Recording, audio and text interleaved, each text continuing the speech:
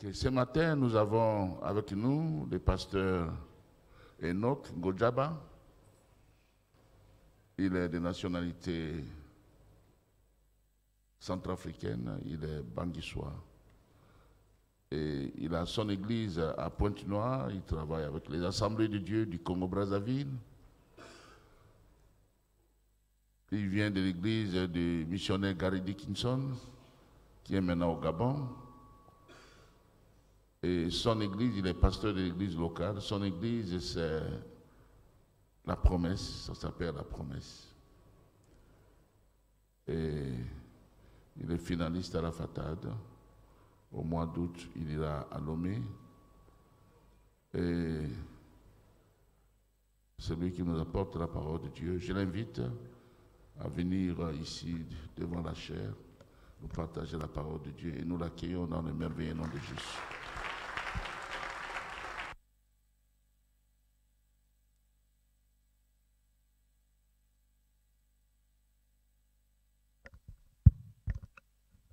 Merci. Que la gloire revienne à Dieu. Je vous salue tous au nom de Jésus. Grande est ma joie d'être devant vous ce matin pour vous apporter la parole du Seigneur. C'est un privilège. Et je tiens vivement à remercier le docteur Bomoko pour cette grâce qu'il m'a accordée. Merci, vous êtes un modèle pour moi.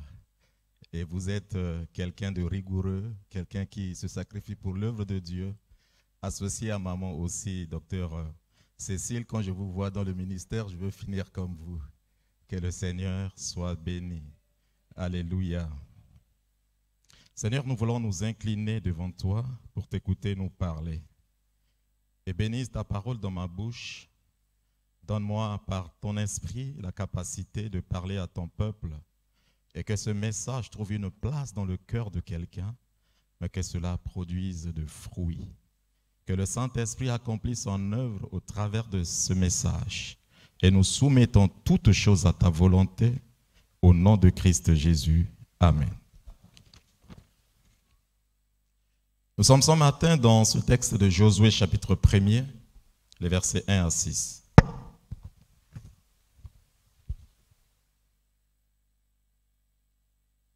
Je disais Josué, chapitre 1er, le verset 1 à 6, permettez-moi de lire au nom du Seigneur. Après la mort de Moïse, serviteur de l'Éternel, l'Éternel dit à Josué, fils de Nun, serviteur de Moïse, Moïse, mon serviteur, est mort. Maintenant, lève-toi, passe ce Jourdain, toi et tout ce peuple, pour entrer dans le pays que je donne aux enfants d'Israël.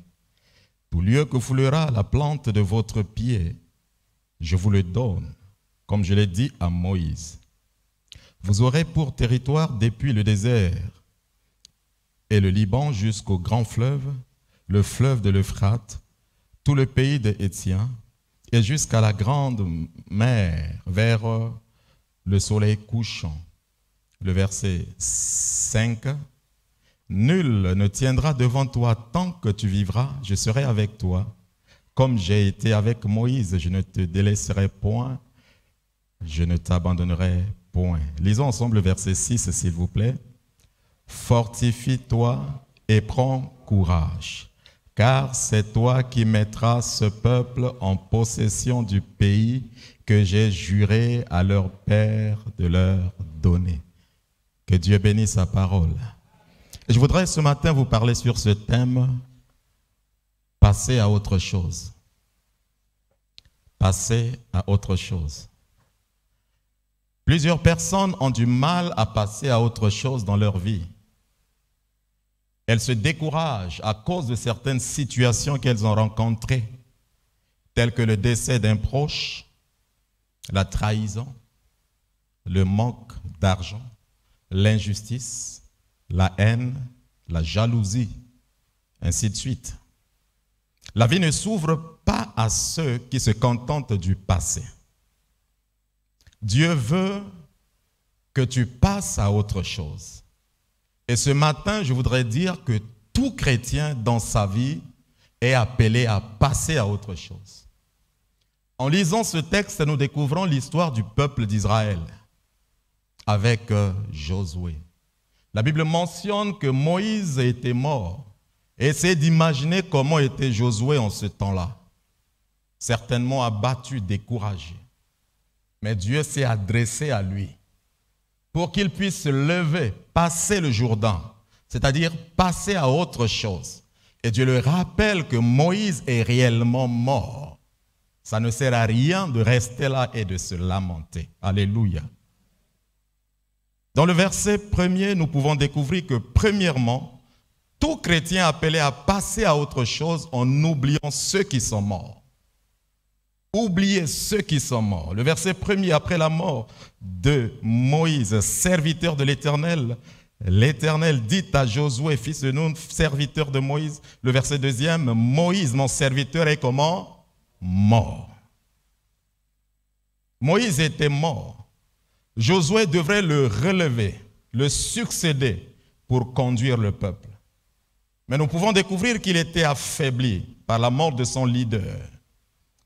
Et comme Josué, plusieurs personnes aujourd'hui sont stables. Leur pensée est focalisée sur ceux qui sont morts. Papa n'est plus là qui va soutenir mes études. Maman n'est plus là qui va m'aider. Le grand frère ou la personne qui m'a soutenu n'est plus là. Qu'allais-je devenir? Et plusieurs sont dans cet état, comme Josué. Elles n'ont pas envie de prendre soin de leur vie. Il y a celles ou ceux qui refusent même de se marier, de travailler, d'aller de l'avant. Et les rêves qui étaient enfouis en eux est totalement oublié. Les épreuves de la vie plient tout homme. Mais ces épreuves nous aident à devenir matures. Et lorsque nous voyons un des hommes de Dieu, David Ungishu, il a souligné que nous sommes enseignés par le Saint-Esprit dans toutes les épreuves de la vie et les expériences. Nous apprenons à découvrir la volonté de Dieu et suivre l'exemple de Christ. Alléluia. C'est pourquoi nous devons à chaque instant passer à autre chose, quelle que soit la situation de notre vie. Et je parle à quelqu'un qui pleure encore les morts. Je sais ce que je dis, j'ai perdu ma maman. On est attaché à ces souvenirs, on est attaché à ces personnes. Mais Dieu te dit ce matin, passe à autre chose. Alléluia. Passe à autre chose. Abraham étant vieux, lorsque nous voyons dans Genèse 24, versets 2 à 4, la Bible dit que Dieu l'a béni de toutes les manières. Mais après la mort de Sarah, Abraham ne s'est pas contenté de pleurer seulement Sarah. Après l'avoir enterrée, la Bible dit qu'il a pensé marier son fils. Donc il est parti d'un état de deuil à un état de mariage au sein de sa famille. Nous avons également l'histoire de David. David avait perdu son fils avec Bathsheba. Mais les gens étaient étonnés. Vous lirez dans 1 Samuel 12, 19 à 24. La Bible dit que lorsque David a aperçu que ses serviteurs parlaient tout bas entre eux, il comprit que l'enfant était mort. Alors David se leva, soignit, changea de vêtements, puis il alla dans la maison de l'Éternel. Il alla où? Dans la maison de l'Éternel. Qu'est-ce qu'il a fait? Il s'est prosterné. De retour chez lui, il demanda qu'on lui serve à manger. Qui peut faire ça? Cet homme a compris que j'ai perdu un enfant, mais je suis appelé à passer à autre chose. Il a repris ses activités immédiatement dans la maison de Dieu.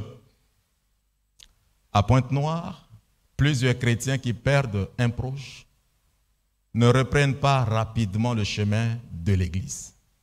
Mais ce qui me fait mal, ces gens vont au travail, ils vont à l'école, ils vaguent à leurs activités. Mais venir à l'église, vous allez attendre plus de 3-4 mois. Si vous n'êtes pas un pasteur qui va vers ces gens, vous ne les verrez pas rapidement revenir. La vie, elle nous présente autant de surprises, mais nous devons à chaque instant passer à autre chose. Dans Jean chapitre 21, verset 3, Simon-Pierre leur dit, « Je vais pêcher. » et lui dirent, nous allons aussi avec toi. Ils sortirent et montèrent dans la barque, et cette nuit-là, ils ne prirent rien. Après la mort de Jésus, Pierre a compris qu'il devrait aussi passer à quelque chose. Il devrait faire une activité. Et il a dit à ceux qui étaient avec lui, moi, je vais pêcher.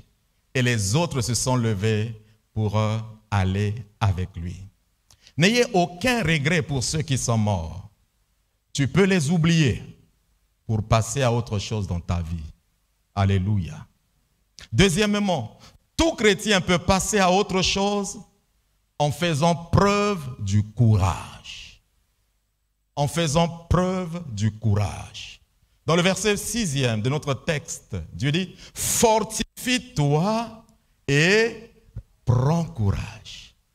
Pourquoi il n'a pas dit, Seigneur, donne-moi le courage? Et comme vous voyez que Dieu, qui s'est adressé à plusieurs hommes dans la Bible, utilise la même pensée en disant, prends courage. Fortifie-toi. Le mot courage parle de caractéristiques d'un être vivant qui lui permet de vaincre la peur. Combien d'entre nous ont peur des sorciers?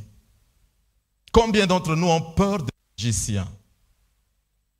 Le courage donne à quelqu'un à supporter la souffrance. Combien sont ceux qui ne veulent pas souffrir? Et vous avez reçu des mauvais messages qui disent que quand on devient chrétien, on ne souffre pas. Mais nous sommes appelés à cette souffrance. Le courage aide quelqu'un à braver un danger, mais aussi à entreprendre quelque chose de difficile. Quelque chose qui est comment? Difficile. Il faut du courage. Je dis à quelqu'un ce matin, il faut quoi? Du courage.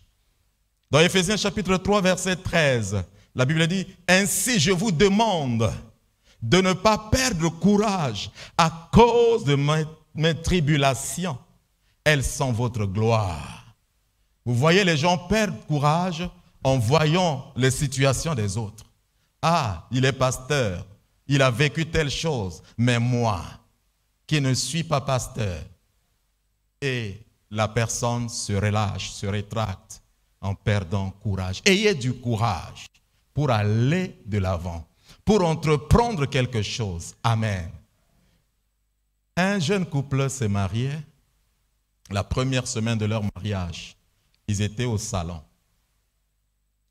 Et le monsieur a reçu un appel de son petit frère à l'étranger qui l'a appelé.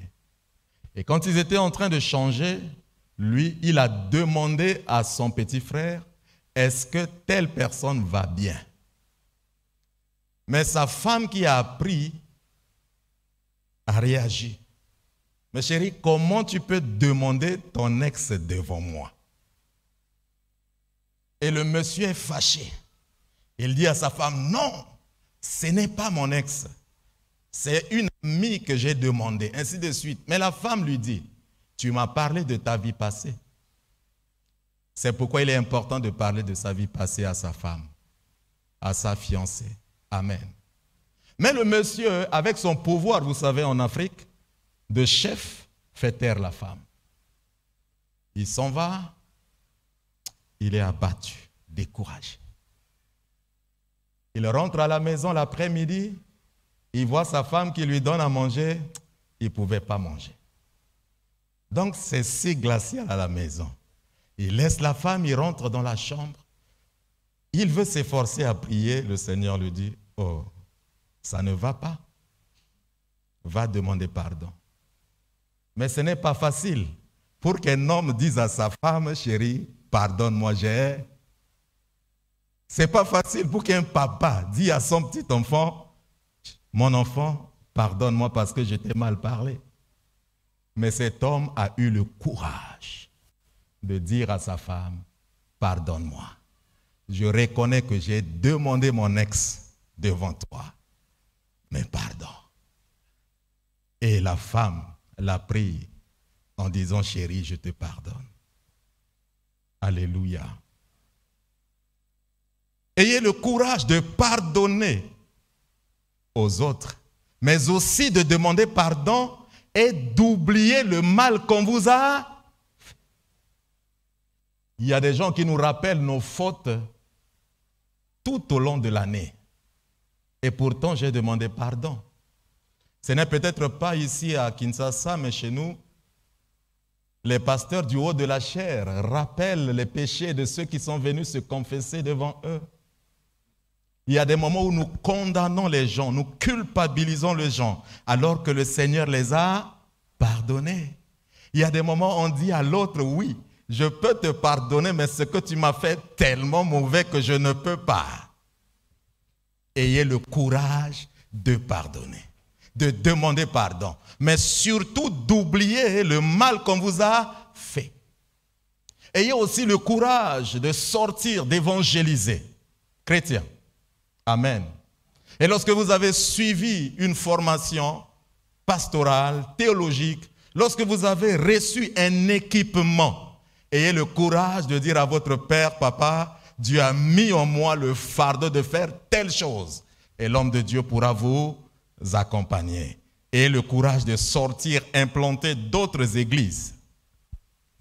Ayez le courage de passer de la vie charnelle à la vie de l'esprit. La vie charnelle, c'est cette vie que nous avons parmi les chantres. Lorsqu'on chante, ah, mon ngonga est vraiment fort. C'est-à-dire que je chante plus que vous. Là, c'est charnel.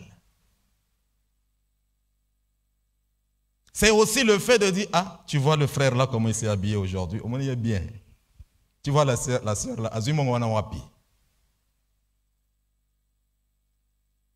tu vois le pasteur, comment il se comporte avec sa famille.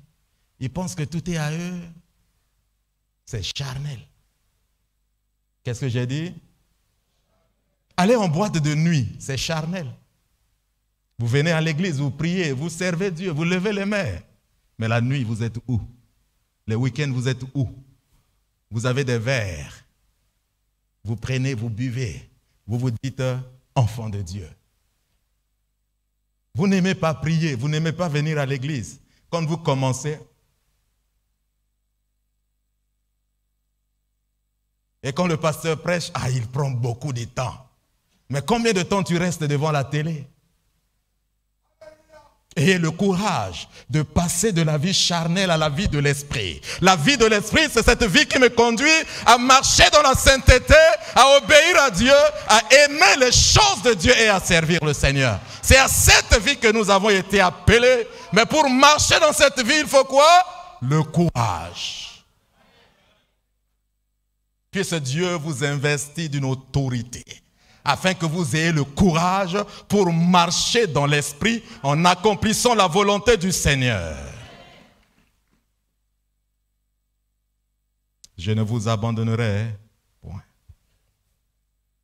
Et nous découvrons qu'il est important de faire preuve du courage, malgré les situations difficiles que nous pouvons rencontrer dans notre vie. Je ne sais pas ce que tu as rencontré. Je ne sais pas ce qui te fait peur. Je ne sais pas ce qui te bloque la route. Mais malgré ces choses, aie le courage de les affronter. Passe à autre chose. Les hommes d'affaires sont là. Vous lancez de l'argent dans les affaires. Vous rencontrez des échecs. Ne dites pas, je ne vais plus continuer les affaires.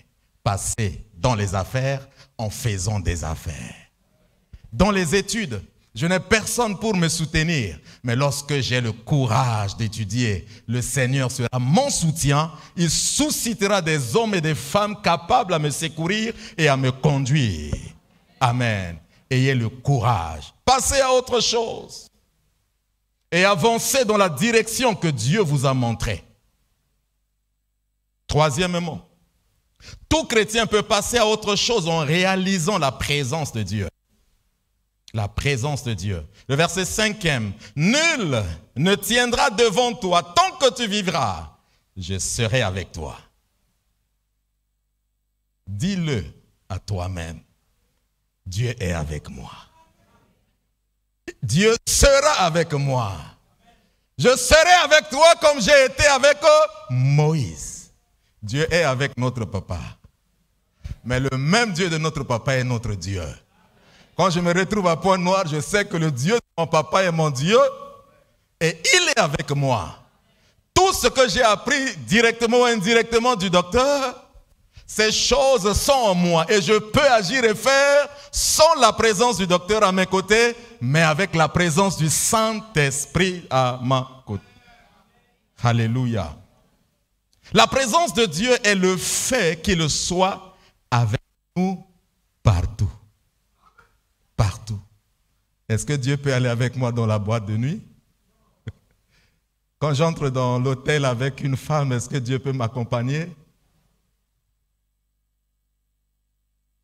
Chrétiens, marchons dans la voie de Dieu pour que sa présence continuelle nous accompagne. Amen. Ésaïe 43, verset 2. Dans d'autres versions, ce sera peut-être verset 3. Si tu traverses les eaux, je serai avec toi.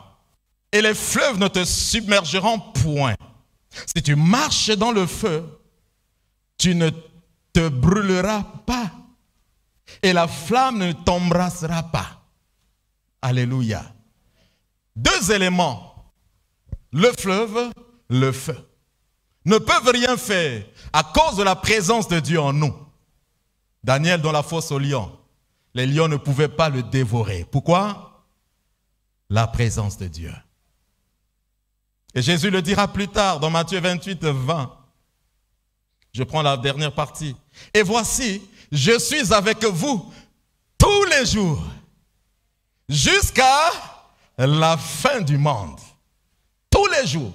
Le jour où tu l'as reçu comme Seigneur et Sauveur, il est avec toi, il veut marcher avec toi, il veut rester avec toi, jusqu'au jour où tu mourras dans la foi, tu seras ressuscité, tu monteras avec lui et il reviendra avec nous. Amen. Tous les jours. Tout chrétien qui veut passer à autre chose dans sa vie doit chercher la présence continuelle du Seigneur Jésus. Qu'est-ce que j'ai dit? Cherchez continuellement la présence du Seigneur Jésus. Cette présence débute lorsque je reconnais mon état de pécheur. Lorsque je confesse publiquement mes péchés. Vous me suivez? Cette présence vient et cette présence accompagne. Lorsque je reconnais Jésus-Christ comme mon Seigneur et mon Sauveur, une fois obtenue cette présence de Dieu, elle doit être maintenue. Elle doit être comment? Maintenue. Et cette présence peut être maintenue continuellement. Par une vie de prière.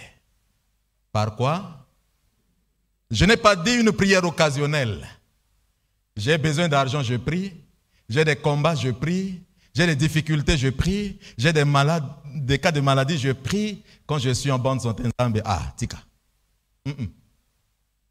Cette présence doit être maintenue par une vie de prière. Cette présence doit être maintenue aussi par une vie d'obéissance à Dieu. Saoul a connu la présence de Dieu. Il n'a pas su maintenir. Dieu l'a rejeté. David a connu la présence de Dieu. Il a marché dans cette présence jusque dans la gloire. Cette présence de Dieu doit être maintenue dans l'obéissance à la parole de Dieu. Mais aussi la méditation de la parole de... La méditation, la lecture, le fait de chercher à comprendre davantage cette parole de Dieu nous aide à maintenir. Mais aussi, cette présence de Dieu doit être maintenue dans une vie de sanctification. Dans une vie de quoi? Ma pensée, elle est comment? Mon cœur, elle est comment? Il y a quelques années en arrière, j'étais un jeune frère. Je dis, je n'ai pas de copine, je n'ai pas de relation, je ne fais pas ci, ça. Mais je me masturbais chez moi. Et il y en a plusieurs qui n'ont pas cette vie de sanctification. Et parfois, on se lance dans les œuvres de Dieu pour servir. Ce n'est pas au pasteur de nous forcer à nous sanctifier ou à nous consacrer ou à abandonner. Mais c'est la présence de Dieu en nous. Elle nous parle. Je ne peux pas rester tranquille quand je sais que j'ai péché. mais tenez une vie de sanctification. Amen. Et cette présence de Dieu doit aussi être maintenue dans une vie de service. Je bénis Dieu pour les chantres, les techniciens, les protocolaires et tous ceux qui servent Dieu en ces lieux. La vie de service. Et vous, qui ne servez pas encore le Seigneur, il est temps de vous lever. Pour faire quoi? Et vous maintiendrez ainsi la vie de la présence de Dieu en vous. Le docteur Marcel Bomboko a affirmé, si vous êtes avec Jésus, le Seigneur Jésus-Christ, vous mettrez beaucoup de gens en difficulté. Beaucoup de gens. Le fait que la présence de Dieu soit en moi, les sorciers tremblent en me voyant. Les magiciens ne peuvent pas supporter. La personne qui m'a calomnié à l'ombre viendra me dire, ah, tu sais, je te demande pardon. La présence de Jésus mettra les gens en difficulté autour de vous. Et à partir de maintenant, engagez-vous à marcher avec le Seigneur pour que les gens soient en difficulté. Dieu les aidera à se combattre en votre faveur parce que vous appartenez au Seigneur. Oui, la présence du Seigneur Jésus bénit toujours. C'est pourquoi il faut, je le souligne encore si ça peut vous dire quelque chose, plus près de toi, Seigneur. Plus près de toi, Seigneur. Plus près de toi. Plus près de toi, Seigneur. Plus près de... La présence nous rapproche et nous maintient dans cette présence continuelle. Amen. Réalisez que Dieu est avec vous. Réalisez que Dieu est avec vous. Nous avons débuté l'église 4 ans après. Quelques frères, ceux que j'aimais, commençaient à s'approcher. La première, c'était une maman. Elle vient dire, tu es jeune, tu nous insultes, tu es dur, tu ne nous respectes pas. Je ne vais plus rester à l'église. Je vais retourner à l'église mère. Mais, laissez-moi vous dire, c'est une maman qui a des dineros.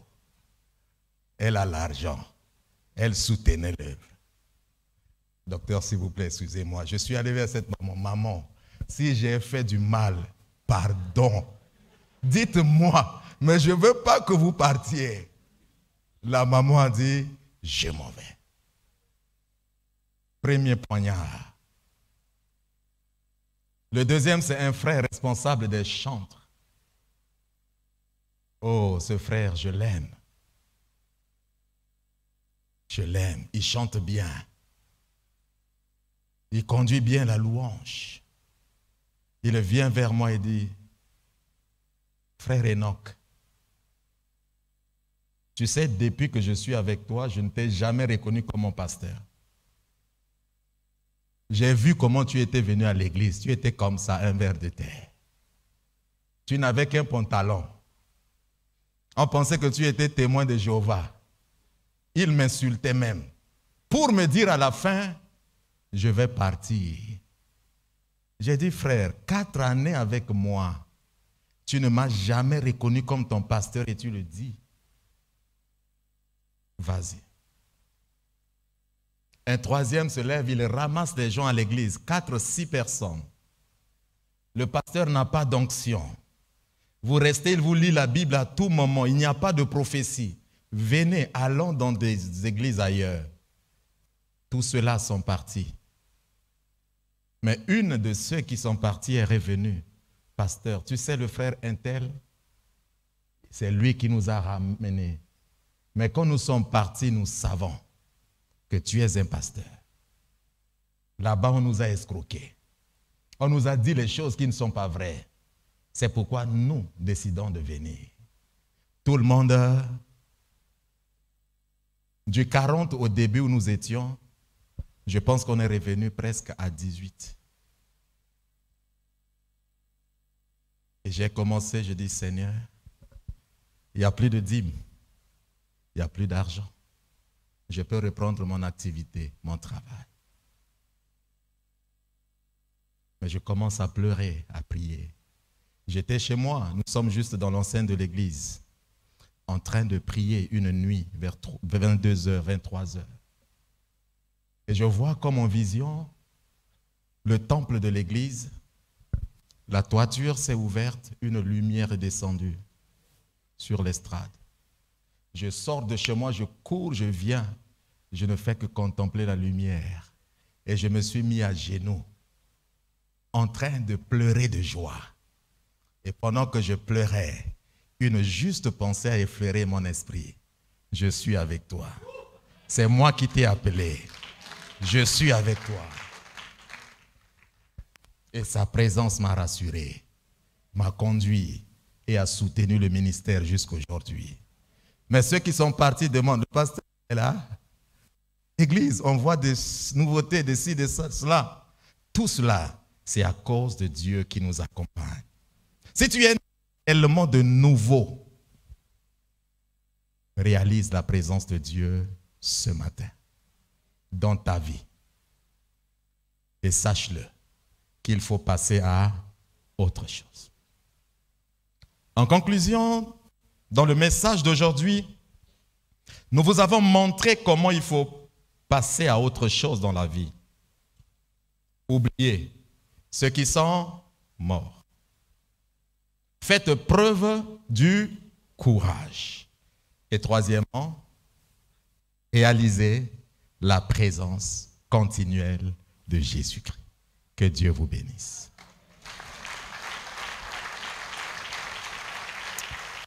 Alléluia. Est-ce qu'on peut commencer déjà à dire merci au Seigneur pour ce message que nous avons reçu ce matin? Le Seigneur a parlé à ton cœur, je suis convaincu. Bénis-le, bénis-le, bénis-le. Alléluia, alléluia, alléluia. Gloire à toi, Seigneur. Gloire à toi pour ta parole qui fait de l'effet dans nos cœurs, qui nous soutient, qui nous accompagne. Gloire à toi, Seigneur Dieu, pour ta présence. Alléluia. Pour le courage que tu nous communiques par le Saint-Esprit. Pour la pensée qui est renouvelée. Pour la grâce et la bénédiction de Dieu qui nous accompagne. Au nom de Jésus. Au nom de Jésus. Amen. Je voudrais lancer quelques types d'appels ce matin. Vous êtes ici, vous avez rencontré une situation qui jusque-là vous tourmente, vous bloque, vous empêche d'évoluer. Vous allez juste lever les mains. Vous avez rencontré dans votre vie une situation qui vous bloque, qui vous empêche d'avancer. Levez les mains vers le trône du Seigneur. Merci. Deuxièmement, vous avez perdu un être cher. Et les plaies sont encore là. Pendant des années, ça ne s'est pas encore guéri. Il vous arrive de fois à voir cette personne en rêve, vous adresser, vous parler. Vous êtes attaché aussi à cela. Levez les mains. Et troisièmement, vous êtes ceux qui manquaient de courage. Vous manquez même le courage de vous engager dans le mariage. Plusieurs hommes s'approchent de vous, mais vous les repoussez. Plusieurs femmes sont ceux aussi qui repoussent les hommes ou qui disent « je ne suis pas prêt à me marier ». Vous levez aussi la main. Et vous êtes celui qui n'a pas expérimenté la présence de Dieu, mais vous avez déjà reçu Jésus. Ce matin, vous voulez que le Seigneur se manifeste dans votre vie. Levez aussi la main. Merci. Alors, tous ceux qui ont levé leurs mains, veuillez vous lever, s'il vous plaît. Veuillez vous lever. Merci. Merci. Vous êtes devant le Seigneur. Les chantres nous donnent un petit strophe pendant ce moment. Commencez à parler à Dieu. Commencez à parler à Dieu de votre situation. Commencez à parler à Dieu de votre vie. Commencez à parler à Dieu que vous souffrez parce que vous avez perdu quelqu'un. Commencez à parler à Dieu que vous souffrez parce que vous avez connu des échecs dans votre vie. Vous avez été trahi, rejeté par une femme, par un homme. Vous avez été trahi et rejeté par quelqu'un de votre famille. Vous avez connu des difficultés au travail, dans tout ce que vous faites. Priez le Seigneur. Je te donne mon cœur. Je te donne mon âme. C'est pour toi que je vis chaque minute de ma vie. Chaque pas que je fais, oh, c'est pour ta volonté. Je te donne mon cœur. Je te donne mon âme. C'est pour toi que je vis chaque minute de ma vie. Chaque pas que je fais, c'est pour ta volonté. Je te donne mon cœur, je te donne mon cœur, je te donne mon âme. C'est pour toi que je vis chaque minute de ma vie, chaque pas que je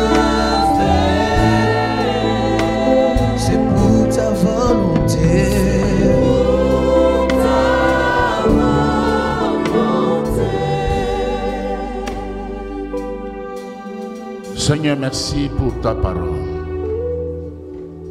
Elle est vie et esprit. Elle a pénétré les cœurs de tes enfants que nous sommes. Merci pour pardonner, Seigneur. Merci de pardonner toutes nos failles.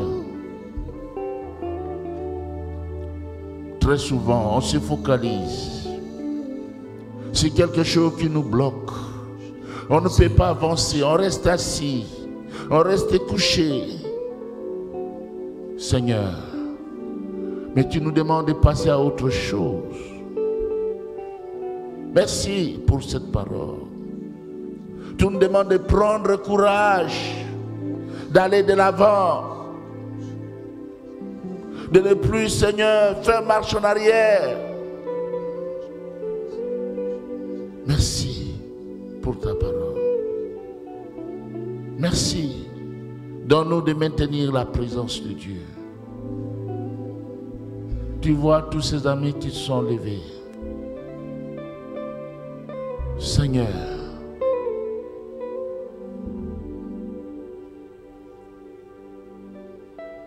que ta présence soit toujours avec nous. Ce n'est pas là, on est foutu. On n'est plus rien.